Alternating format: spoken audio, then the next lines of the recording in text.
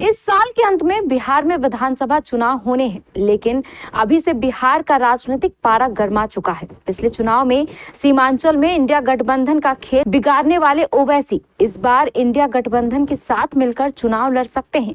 इसको लेकर बातचीत भी शुरू हो गई है। फिलहाल गठबंधन को लेकर किसके तरफ से पहल की जा रही है और गठबंधन पर फैसले को लेकर किसके पाले में है गेंद, इस खबर से जुड़ी पूरी जानकारी देखिए इस खास रिपोर्ट में।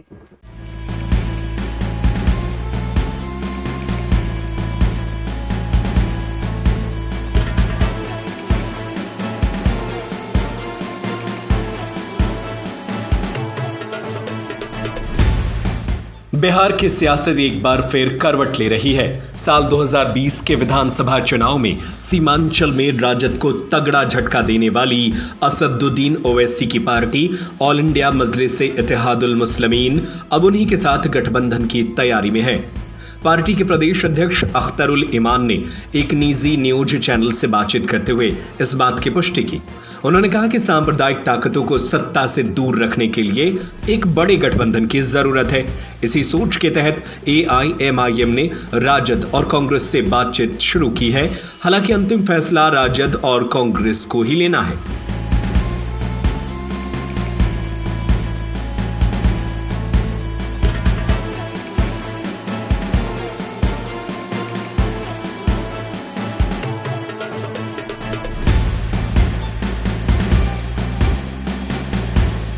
बिहार के सीमांचल क्षेत्र की 24 सीटों में से अधिकांश पर मुस्लिम आबादी बहुसंख्यक है। 2020 के विधानसभा चुनाव में ऑल इंडिया मजलिस-ए-इत्तेहादुल मुस्लिमीन ने इस क्षेत्र में 20 सीटों पर चुनाव लड़ा और 5 पर जीत दर्ज की थी। अररिया, पूर्णिया, कटिहार और किशनगंज जैसे जिलों में पार्टी का अच्छा प्रभाव रहा है, लेकिन ओवैसी की पार्टी के मैदान में उतरने से राजद और कांग्रेस को नुकसान हुआ था और कई सीटें एनडीए के खाते में चली गई थी।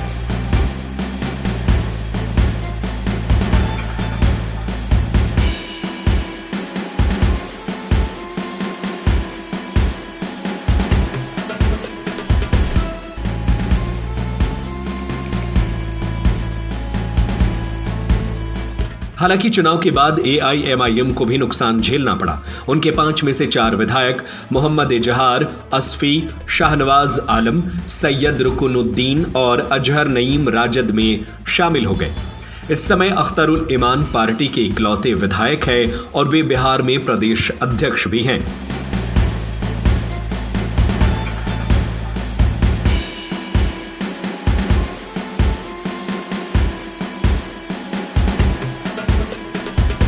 हाल ही में ओवैसी ने जब बिहार का दौरा किया था और 50 सीटों पर चुनाव लड़ने की बात कही थी, लेकिन अब यदि AIMIM महागठबंधन में शामिल होती है तो पार्टी कम सीटों पर भी चुनाव लड़ने को तैयार हो सकती है।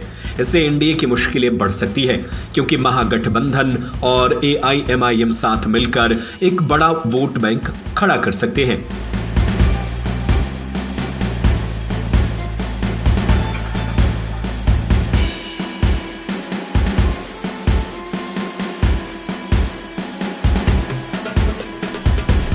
अख्तरुल ईमान ने साफ कहा कि बिहार में सांप्रदायिक ताकतों को सत्ता से दूर रखने के लिए उन्होंने ये पहल की है, लेकिन अंतिम फैसला राजद और कांग्रेस को ही लेना है।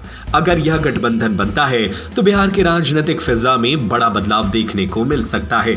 आपको क्या लगता है, क्या बिहार में ओवैसी के साथ मिलकर महागठबंधन को चुनाव लड़ना चाहिए या महागठबंधन में ओवैसी के शामिल होने से महागठबंधन और तेजस्वी यादव को नुकसान हो सकता है? हमें अपनी राय नीचे कमेंट बॉक्स में जरूर बताएं।